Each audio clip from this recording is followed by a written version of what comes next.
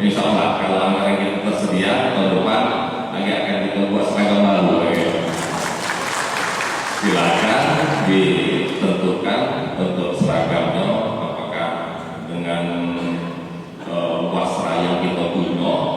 Alhamdulillah kita sudah bersongket dewek. Mungkin ketua paling sehat ada belum tahu kondisi songket kita, dan songket kita juga sudah kita hakikat.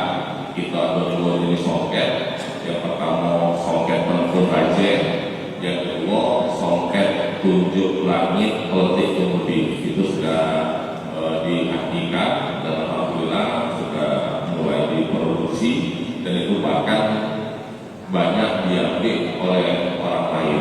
Itu produksinya di Palembang di songket ini yang perlu kita kembangkan juga Pak Ketua, dan perlu kita sampaikan pada para generasi penerus. Dan untuk batiknya kita sudah ketiga yang sudah kita lakukan sayembara. Yang pertama batik tunjuk langit, yang kedua batik ulingen, yang ketiga batik bulu merah. Itu juga sudah kita lakukan.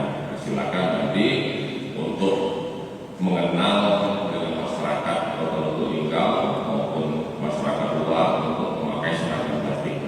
Itu kita